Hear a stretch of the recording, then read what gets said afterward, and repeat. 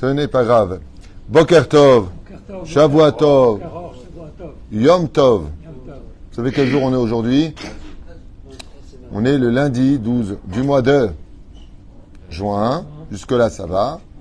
Mais on est un jour très spécial pour le Rabbi de Lubavitch.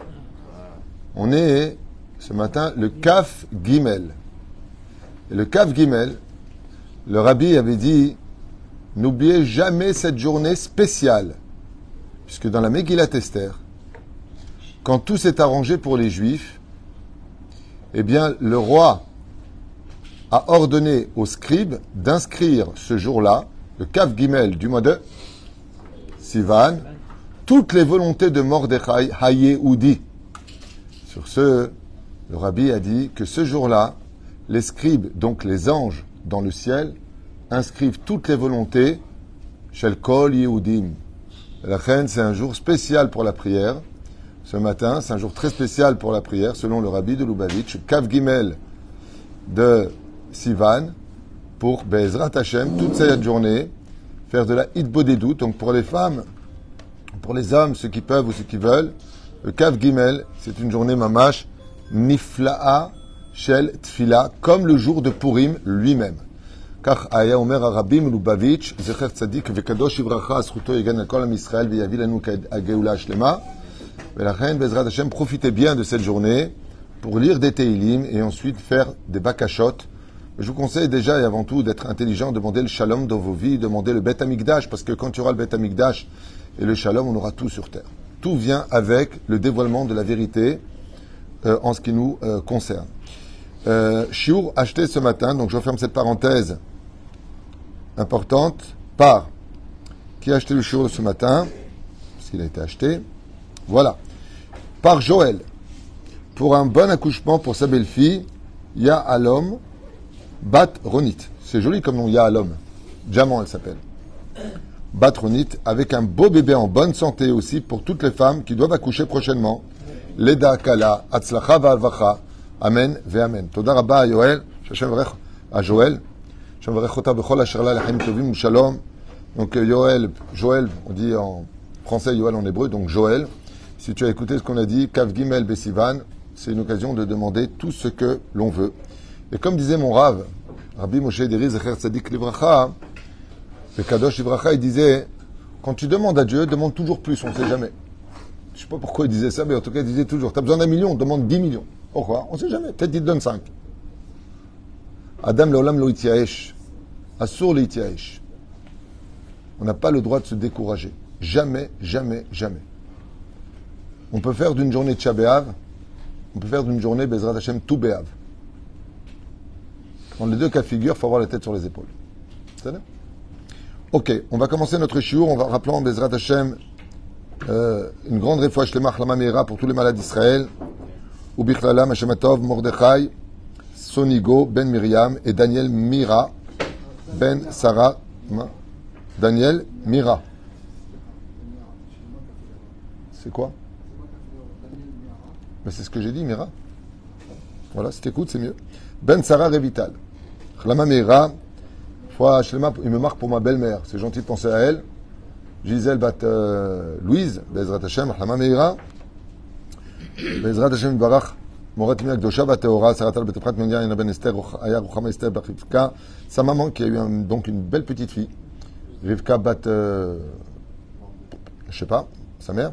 Jean-Luc Shlomo Ben Zeira, Meir Ben Routsoufan, Sarah Bat Sassia et leurs enfants, Joël Myriam Bat Sarah, Nusra Rachel Bat Sylvette Gezala, Chaya Bat Sarah, Mazal Tov Evelyn Bat Alice, Mishpachat Ben Shabbat Lori, Sarah Bat Chaba Viviane, Nathan Ben Salah Cohen, Evelyn Rebecca, Rivka Bat Sarah Zarhi. Oulelef El Favdalim, les Nushmat, hein?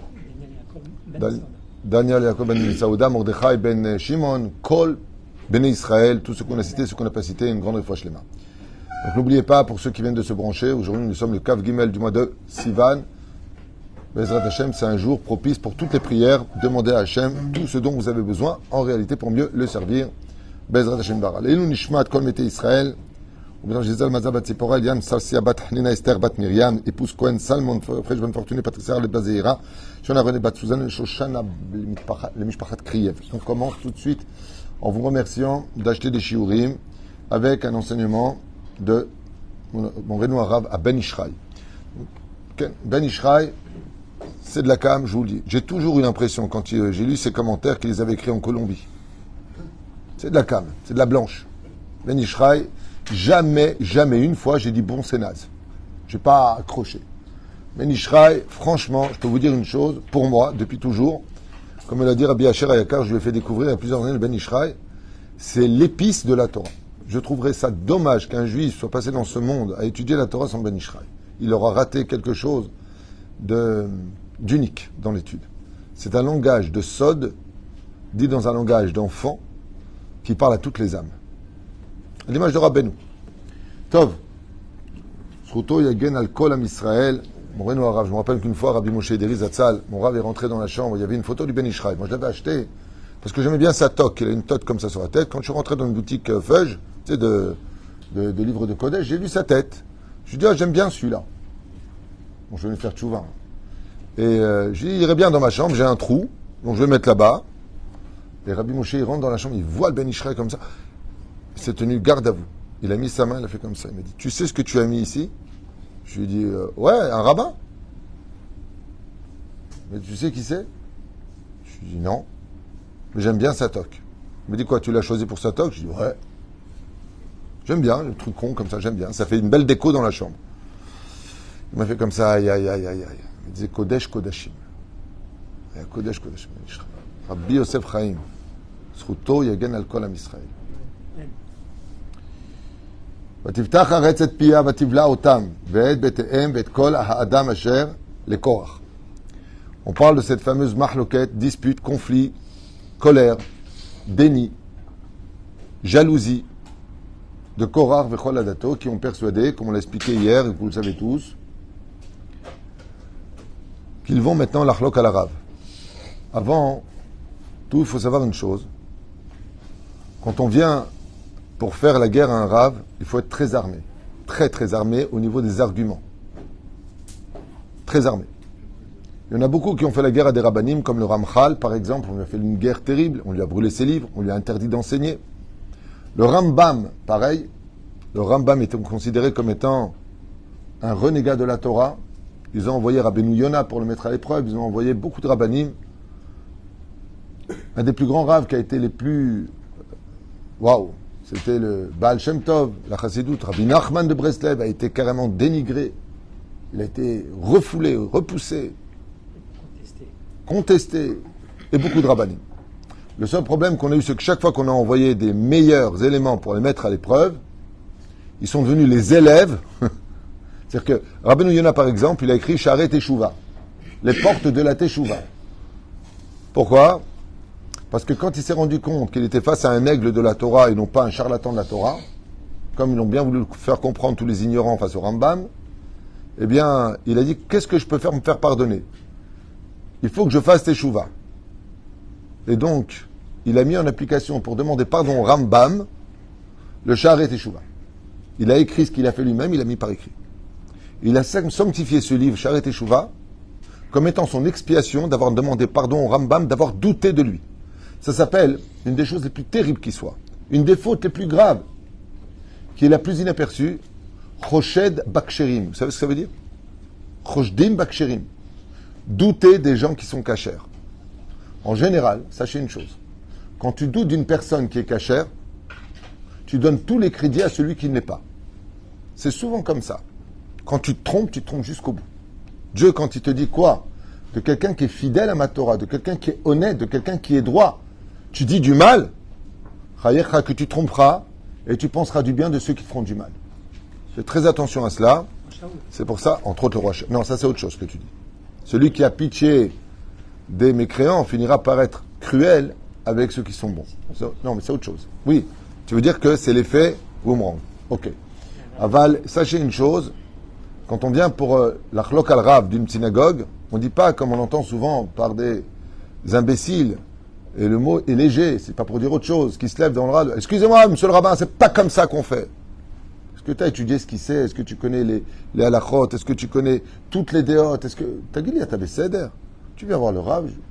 Je suis venu apprendre de vous, j'ai lu dans le Shulchan Aruch, comme ça et comme ça. Je voulais savoir sur quoi vous aviez ce minag. Pose des questions, viens avec un ava. Viens poser des questions.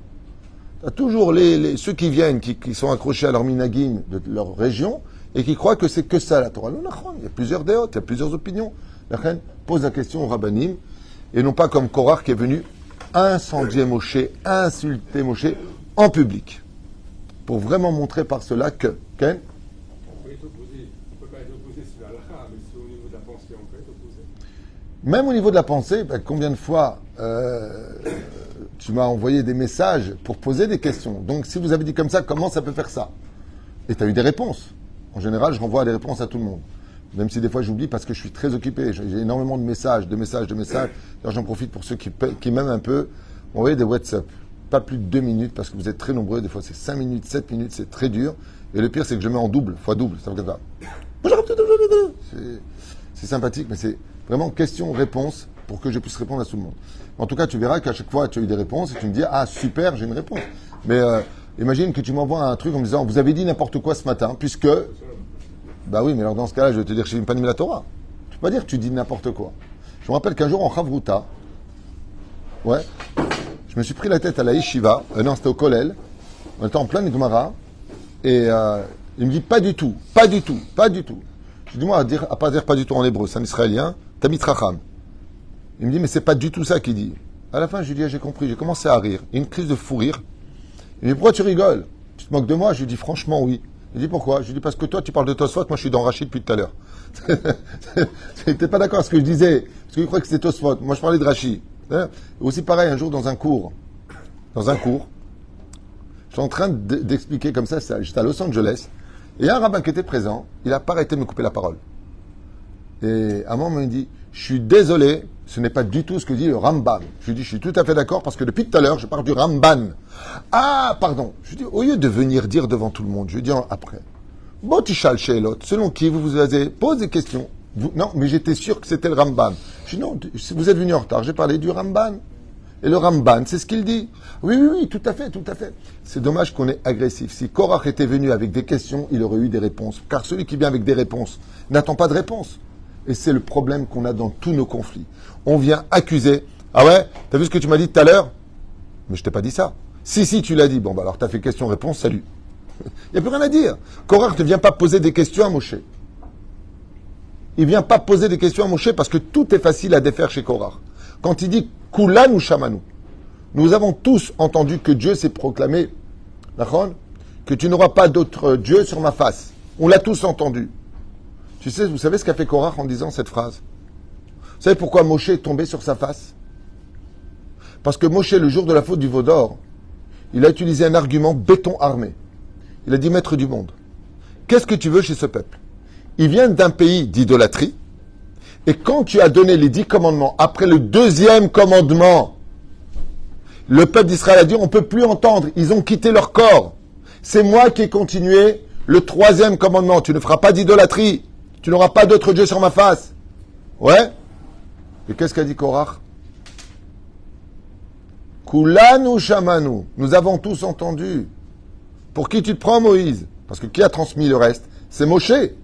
Moshe devient le haut-parleur de Dieu. Parce que l'émanation divine face au peuple qui n'était pas encore prêt à percevoir la lumière divine, les a tués d'amour pour Dieu. Okay? Et c'est toujours comme ça dans les conflits. Tu as un problème. Maintenant, Shabbat arrive, tu as un problème. Ça fait plusieurs fois que tu demandes une chose, et pas donné. Comment tu reconnais les élèves de Korach? De toute façon, tu n'as jamais fait ce que je te demande. Regarde, rappelle-toi l'an dernier, pourquoi quand on est parti en vacances il y a 3 ans, j'en ai pas, tu m'as pas dit. Quel rapport? Je suis en train de parler maintenant. Hop, ça va d'avant en arrière. De toute façon, tu n'en avais rien à faire, Moshe, tu n'étais qu'un prince en Égypte, tu n'as jamais subi l'esclavage. Maintenant, qui c'est qui parle? Korach, de quelle tribu il est? De Lévi. Est-ce que les Lévis ont fait l'esclavage? Lui non plus, il l'a pas fait. Mais il persuade les autres qui ont fait l'esclavage. Ouais. Ça, c'est ce qu'on appelle CGT, CFDT. C'est comme tous ceux qui défendent les forces ouvrières en France. Comment il s'appelle l'autre? Là, j'ai oublié son nom. Le gauche. Mélenchon. Il n'a jamais travaillé de sa vie. Il n'arrête pas de parler. Ouais, il faut aider les... Mais va travailler toi-même. C'est même parce que c'est lever une pioche. Vous voyez ce que je veux dire? Pour ça que Bezrat Hashem Barah, il faut faire très très attention à... quand on vient pour un conflit, quand on vient... On a le droit de ne pas être d'accord. On a le droit de dire à l'autre et de prouver à l'autre que Béhémet, il n'est pas sur le chemin de la rectitude. Mais à une condition. Est-ce que tu poses les bonnes questions? Veve, Choker et Taedim et Tev, soit quelqu'un qui pose beaucoup de questions avant de venir accuser. Le mieux, pour celui qui est sage, entre un homme et une femme, par exemple, quand vous vous prenez la tête, c'est de laisser l'autre réaliser, s'il n'est pas malade de la maladie du déni, de l'orgueil, de la colère, du n'importe quoi, parce qu'il y a beaucoup de gens atteints. Il faut le savoir aussi, malheureusement. Il y a beaucoup de gens qui ont un mal de vivre. C'est pas une insulte. Les gens qui ont un mal de vivre, et donc le mal de vivre égale amalgame. Quand tu as un mal de vivre, tu fais un ensemble de tout va plus. C'est-à-dire, n'oubliez pas ce que je suis en train de vous dire. Quand les gens vont mal dans leur vie, à eux, il y a un divorce entre l'âme et le corps. C'est un sujet qui concerne la psychologie. Automatiquement, ce vide est rempli de tous les problèmes de la vie. Mon père, ma mère, de toute façon, j'ai jamais eu de chance. On rentre dans une espèce de trou noir, complètement assombri par le désespoir. Et donc, quoi qu'il se passe, quoi qu'il arrive, on n'a plus rien à perdre, on n'a plus rien à faire de rien. Et donc, on vit dans le déni, carrément. De toute façon, on n'attend plus rien de personne, on n'a plus rien à perdre. Et ça, c'est dommage parce que, dans ce cas-là, il faut prendre du recul et comprendre que la personne est malade, même si elle n'est pas atteinte d'un mot défini pathologique. Dans l'absolu, faire attention à ça. Mais si tu parles à quelqu'un de normal, c'est l'intelligence du conflit, c'est d'arriver à faire réaliser à l'autre que l'autre te dit que Bémet, il n'est pas bécédaire. Pour ça, je dis souvent une phrase. Pour les shlombaïts, ceux qui veulent écouter, il y a un rave d'ailleurs qui n'était pas d'accord avec cette phrase. Il a mis 2 ans à me rappeler pour me dire qu'il était d'accord avec cette phrase. J'ai un jour dit, dans une vie de couple, dans l'éducation de tes enfants, dans ton travail, fais toujours ce que tu as à faire, même si l'autre ne remplit pas son rôle. Imaginez qu'un homme ait épousé une femme qui est blider keke. Elle est lourde et antipathique. Elle se plaint tout le temps, c'est jamais comme il faut, c'est jamais ceci, et c'est jamais cela, et en plus elle est atteinte de la plus grave pathologie, c'est les femmes, c'est une perfectionniste. Wallah. Vous savez ce que c'est une perfectionniste? C'est jamais parfait. Donc vous imaginez un petit peu. C'est-à-dire. Et le mari, malgré tout ça, il reste transparent, il adapte une conduite irréprochable. Il n'insulte pas, il ne crie pas, et quand il parle avec elle, enfin il a un moment décisif, au bout d'un certain temps, il lui dit juste cette phrase, regarde, dis-moi ce que tu me reproches. Est-ce que je t'ai insulté? Est-ce que je t'ai crié dessus? Est-ce que je t'ai manqué de respect? Parce que toi, tu m'insultes, tu me manques de respect et tu n'aurais pas à me crier dessus. Dis-moi quand je t'ai fait du mal. Oui, tu sais très bien que j'ai des problèmes. Bon, je dis ça pour la femme, ça peut être pour l'homme. Hein. Si tu parles d'une personne normale qui veut arranger les choses. Moshe Rabbeinu alav shalom n'a pas le temps de répondre à Korach quoi que ce soit. Il est accusé devant tout le monde. Regardez, il est teubé. Hein. Vraiment un teubé professionnel. Tu as pris une femme mariée. Les autres. Ouais, ça me rappelle l'aventure, c'est l'aventure. Le mec il arrive en Afrique et il dit j'ai une Mercedes à vendre. Ouais. Tu dis n'importe quoi, ça marche. N'importe quoi. Les éléphants ont des oreilles. Ouais. Bah oui, ils ont des oreilles, oui. C'est Dumbo aussi. Je sais pas, on est vraiment... quand j'entends les manifestations, t'as un mec qui crie n'importe quoi, t'as tout le monde derrière. Ouais, il a raison. Ça fait un peu les crocs manquent trop chaud, c'est les biens pas beaux. Mais réfléchissez. Réfléchissez. Où est le cerveau? Réfléchissez. Korach, qu'est-ce que tu veux? Le mec, il vient, il dit, on est tous pareils, on veut pas de leader. Ouais. Et après, il dit, c'est moi le leader. Et les autres derrière, ouais. T'as dit, t'aimes besséder. Kol besséder. L'chen tizaru meod. 3 choses que j'ai déjà dites, que je vous conseille de noter si vous voulez avoir une vie de qualité. Une vie de qualité. Quand vous venez pour discuter, note bien ce que je veux dire, Tzadik Sheli. 3 choses. 3 conditions sans lesquelles, si vous ne les avez pas, ne venez pas parler. Ve'elu en. Quelle est l'intention de ma discussion? Est-ce que je viens te construire ou est-ce que je viens te détruire? Pose-toi la question avant. Si le mot qui en sort, c'est je suis énervé, je vais le déchirer, reste à ta place, ne discute pas. Je vais régler les comptes. C'est pas le moment. 2e,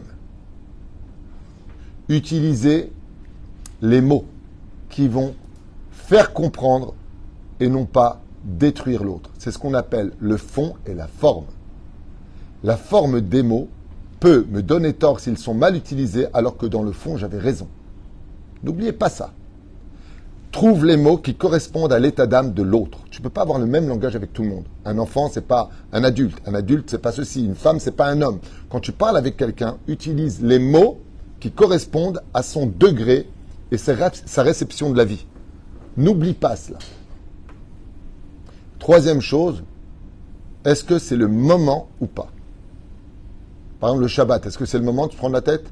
Non. Non. Pourquoi? Parce que c'est tout ce que veut l'influence de la planète Saturne. On en a parlé hier. Donc, on en parlera dimanche matin. Motzei Shabbat. Après Shabbat. Mais si tu veux régler tes comptes à l'entrée de Shabbat, ne dis pas Betsetrem les Shalom. Gardez-en chez toi pour la paix. Pourquoi? Parce que ce sont des conditions sans lesquelles la discussion va quitter le contexte. Par exemple, tu es énervé, c'est pas la peine de venir discuter. Tu dis, regarde, tu n'es pas objectif, pour l'instant tu es énervé, peut-être que je te dois des excuses, c'est pas le moment de parler. C'est pas le moment de parler parce que les nerfs vont te sortir de ton contexte, tu vas plus être toi-même, après tu vas m'insulter, tu vas t'excuser, et patati et patata. Et c'est souvent la devise des faibles. Tu viens pour expliquer, par exemple, conflit ethnique, religieux. D'accord? Tu vas prouver par l'un plus autre, par la discussion, que l'autre se trompe. Ça va se traduire par espèce de fils de machin, je vais te déchirer. Il n'y a qu'un animal qui parle comme ça. Il faut être un animal pour parler comme ça. Prouve-moi que j'ai tort. Puisque tu penses que tu as raison, prouve-le-moi. Et si tu bats ça sur la foi, ça se respecte. Chacun sa foi. Chacun sa émouna. Chacun ses convictions. Et qui vivra verra.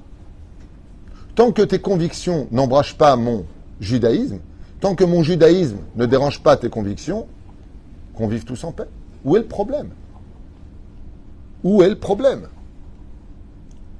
Mais si mon judaïsme te pose problème parce qu'il bafoue ton identité dans ta foi, alors c'est toi qui as un problème dans ta foi. Parce que si ta foi était bonne, rien ne te dérange. Quand on a la vérité dans les mains, il n'y a rien qui dérange sur la route. Tu prêtes même pas attention aux autres. Tu n'as pas de temps à perdre avec eux. Vous comprenez ce que je dis? C'est des choses simples. Si tout le monde pensait comme ça, de toutes les religions, il n'y aurait plus de guerre. Chacun sa vie. Chacun son truc. Pourquoi imposer à l'autre ces idées? Pourquoi les imposer?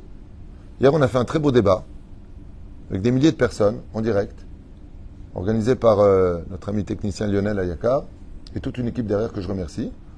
Et il y avait des questions. Les gens posent des questions. J'y répondais. Alors, il y a ceux qui m'insultaient et ceux qui disaient bravo ou bonne réponse. J'ai encore une autre question à poser. Ou ceux qui n'étaient pas d'accord. Chacun pense ce qu'il veut. Ça s'appelle le libre arbitre. Mais si tu pars du fait de dire que si tu n'es pas d'accord avec moi, tu n'as plus de raison d'exister, il faut aller au zoo. Parce que là, c'est le zoo, c'est une cage. Donc ton esprit est mis en cage. Au contraire, je trouve que la magnificence de la Torah, c'est d'avoir été capable de prendre tout ce qu'il y avait de bon chez tout le monde et de jeter les plus sûrs. Spinoza, par exemple, j'en parlais la dernière fois, chose qui était sympathique, il a dit, il n'a pas dit que des bêtises. Il y a un homme qui a dit beaucoup de très belles choses, mais il a dit beaucoup de bêtises aussi. Confucius, très belle phrase, très très beau, enseignement qu'il a donné sur certains points qui sont très proches du judaïsme. Azma, c'est pas parce que c'est pas un juif que ça le disqualifie de dire de bonnes choses. Avoir l'esprit un peu ouvert, tout en restant dans ta lumière. Vous avez compris ça, vous avez tout compris. C'est comme la femme et l'homme. Tu vas faire ce que je te dis. J'ai le droit de penser différemment de toi, non? Alors, ok, voyons ensemble où vont nous mener tes pensées et où vont mener les miennes. C'est dommage que les hommes et les femmes n'ont pas compris que si Dieu les a mis ensemble, c'est parce que leurs opinions vont former la bonne réponse. Leur opinion. Dans le couple, 1 plus 1 égale 3. Il y a ce que je pense, il y a ce que tu penses, il y a ce que nous pensons. Et le nous va créer ce qu'on appelle Chochma Bina, quand ils vont ensemble, connaissance, Da'at. Vous voyez? 2 et 2, 4. Alors on commence, parce que là il est tard. Il faut toujours que je m'en ramène. Alors comme je le disais, n'oubliez pas que nous sommes le Kav Gimel du mois de Sivan et que le Rabbi, se basant sur la Megillat Esther, avait dit que le Kav Gimel Be Sivan, c'est le jour où, dans la Megillat Esther, le roi a ordonné aux scribes d'inscrire toutes les demandes de Mordechai HaYehudi. Et donc aujourd'hui, vous avez l'occasion de pouvoir demander tout ce que vous voulez, puisque les scribes, donc les anges d'en haut, marqueront toutes vos demandes pour les présenter devant le roi. des rois. Vous n'avez rien à perdre à le faire, et vous avez tout gagné si ça marche. Yofi. Bekat Avot, il dit comme ça. Alma Sechet Avot, il y a marqué Alma Shemouva, Sham, Sha'asarat Varim Bara Kadosh Baruch Hu Be'erev Shabbat Kodesh Ben Hashmashot. Il y a 10 choses que Dieu a créées au crépuscule. Non, on dit le soir, c'est crépuscule en français? Ouais. Samouk Meod Lezman Knesset Shabbat, juste avant l'entrée de Shabbat. Echam Minadvarim Alalou Piaret. Une des choses qu'il a créées, c'est la bouche de la terre. Hamakom Sha'adama Patsta et Piav Vla et Korah V'choladato. C'est l'endroit où Korah a été avalé lui-même. Sha'arei Sheshet Yemei Ma'aseh Bereshit Shebahem Nivra Haolam Romzin le Sheshet Alafim Shel Kiyum Haolam Agashmi. Car les 6 jours de la création se reflètent dans les 6000 ans pour lesquels le monde se doit de se réparer. Nimsa Shayom Hashishi Briyat Haolam Romez Alef Shishi Shebo Anu Mitsuim Ata. Et donc, si on a bien compris, si ça s'est passé et que ça a été créé, la terre qui s'est ouverte à l'entrée de Shabbat, donc ça concerne la fin des 5000 ans vers la fin qui arrive à 6000 ans. Donc, dit le Ben Ishraï, ça concerne notre génération d'aujourd'hui. Chez Nivra, Besofo, chez Yom Hashishi. Donc, ce qui s'est passé avec Korach, la terre qui s'est ouverte, correspond au niveau du temps à nous maintenant dans notre génération 2023. Et là, Ba'avour Korach. La Nisho al Shorer Mahloket Be Israël, Vediber la Shonara al Moshe Rabbeinu. Ou qu'est-ce qui s'est passé là-bas? Les gens ont commencé à dire du mal des rabbanim et se sont levés contre la Torah de Moshe. Comme on le vit exactement aujourd'hui, dit le Ben Ishraï, il y a juste 100 ans en arrière. Anu Nimtsaim Likrat Siyum Aelef Hashishi, car nous sommes maintenant à la fin de l'apogée des 6000 ans. Ve'anu Mamtenim, Umtsapim, Yahalim, Shekvar Tava Geoula. Et tout le monde maintenant attend le moment de la rédemption finale et de la construction du temple. Valzer Ramaz, la Nuchramim, Pi Haaretz. Et c'est pour ça qu'il y a marqué ici Pi Haaretz, la bouche de la terre. Amesamel et Treto Shel Korach, qui fait allusion à la faute de Korach. D'accord? Donc, qu'est-ce qu'il vient de dire le Ben Ishraï il y a 100 ans en arrière? Sachez qu'au moment de la Géoula, vont se lever parmi la population des centaines de Korach qui vont lutter contre la Torah, parler du mal de la Torah et des rabbanim. Comme ça dit le Ben Ishraï. C'est un des signes les plus flagrants de la Géoula, de vraiment se préparer à vivre la Torah. Nivra Besamour Knisat Shabbat, qui arrive juste avant Shabbat, le dévoilement de la lumière. Les Lamdenu, Al Acharit Ayamim, pour nous apprendre qu'à la fin des temps, et donc celui qui va ramener la Géoula, celui qui va provoquer la Géoula, devra tout fuir pour fuir toutes ces machlokot, tous ces conflits. Et d'arrêter de dire du mal, comme l'a fait Korach, en tout le temps, insultant les rabbanim, ceux qui étudient la Torah, traités de parasites et autres. Hashem Yishmor. Parce que cela dépendra de cela. À cause du Lachon Hara, le Beth Amikdash a été détruit, et le fait de retenir notre bouche. Et vous verrez que tous les Korach dans les médias vont pousser tout le monde à avoir une haine du monde de la Torah et dire de Moïse des rabbanim, voleurs, imposteurs, patati et patata. Shim Prinat Shabbat Kodesh. Tzav Shelamet Kama Kashem Machloket Beinei Hashem. De là, on comprendra que Kadosh Baruch Hu, il longanime pour tout. Mais pour ceux qui cherchent constamment les conflits, ceux qui cherchent constamment le mal, ne vous étonnez pas des maladies, ne vous étonnez pas des épreuves qui s'abattront sur vous, car chaque fois que vous ouvrez votre bouche, c'est la terre sous vos pieds, le Gehinam qui se trouve encore plus ouvert. C'est-à-dire, ceux qui font des marlokot, rétrécissent les jours de leur vie, raccourcissent les jours de leur vie. Comme Korach qui est mort lui, Bechol Adato. Israël est à Egel Azahav, Yared Amaman. Comme par exemple quoi? Écoutez bien cet enseignement du Ben Ishraï. Quand il y a eu la faute du veau d'or qui était extrêmement grave, la manne est quand même descendue ce jour-là. Mais, pourquoi? Quand il y a eu la faute du veau d'or, pourquoi la manne est descendue, la parnassa est descendue? Parce que le peuple était tous en train dans l'interdit, de danser, de se sourire, de trinquer ensemble. Ils vivaient dans la paix. Ils étaient ensemble. Ok? Par contre, quand ils sont venus remettre Moshe Rabbeinu dans sa légitimité d'être le leader d'Israël et d'avoir reçu la Torah de Dieu, Mahloket, la manne n'est pas descendue. De là, écrit le Ben Ishraï, et l'Amdecha, qu'il n'y a pas une chose plus grave dans ce monde qui arrête le mazal d'un homme que celui qui fait constamment du mal à l'autre et qui cherche les conflits les uns avec les autres. Plus tu suis le shalom, plus tu es rodef shalom, et plus ta manne elle descend. Comme ça dit Ben Ishraï. Pour la faute du veau d'or, qui est extrêmement grave, la manne est descendue parce qu'on était capable de se dire bonjour l'un et l'autre.